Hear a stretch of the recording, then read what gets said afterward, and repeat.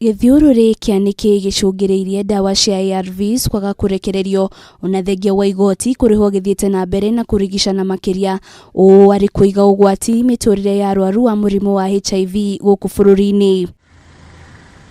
Ruhonge rwa ungania wa magoti guku bururi-ini ni rugwikinyitie mbere ya kamiti ya bunge igi ugima wa mwiri. Lilian Nyawanda, afitha wa ruhonge ruru, akihithuria kuri na containers 13 iria gicukiro-ini kia meri kia Mombatha iria itari irarekererio na container ingi 78 na iri guku mucii wa Nairobi. Ariria ciaheanitwo ni ruhonge rwa USAID na ciakinyire mweri-ini wa iri guku bururi-ini. Take to clearance by various government regulatory agencies. So in the case of these 40-foot consignments, the Pharmacy and Poisons Board permit and the port health releases must be obtained before customs release.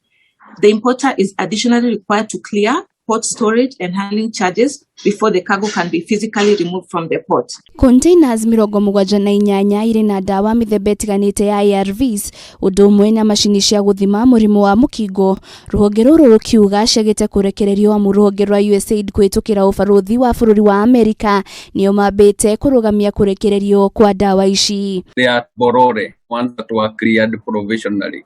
I don't know why they were not taken to KEMSA, but maybe that one can be handled by the Ministry of Health. But even as we talk, they are still at Borore. I confirmed as late as yesterday. It's good to have a blame of the 13, but 78 are out. They are not with government.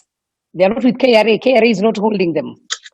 But they are with the US government or US embassy.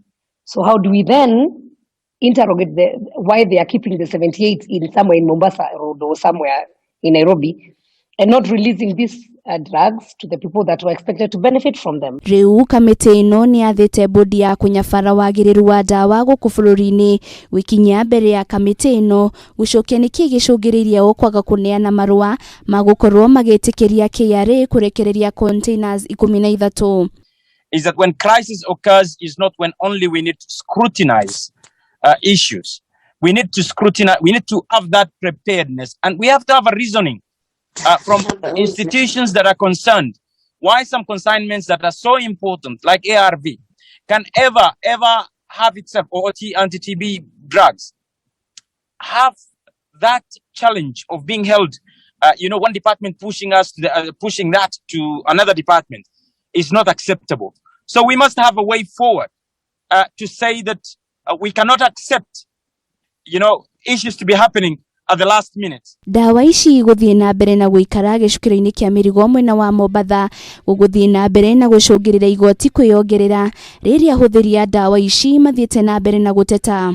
Maya mokite orire CC wogima wa mwiri kaunti-ini ya Murang'a oritie aikari kwaga kuguoyohio ni riboti iria ikoretwo kuo ati kuri na ARVs itakinyanire ikiro, akiuga ndawa ici na iria mathibitari-ini kaunti-ini ino citire na ucuke. Mere mathi na mbere na kugira ndawa ni njega icio ciku facility-ini na matige gwitigira tondu uhoro ucio ndurare wama na ndawa iyo kiria giatumire tumicenjie ni undu wa maundu ma gukorwo ina side effects nyingi. Ngiribotera Kameme TV, Retorokoni wa Jiru wa Foro.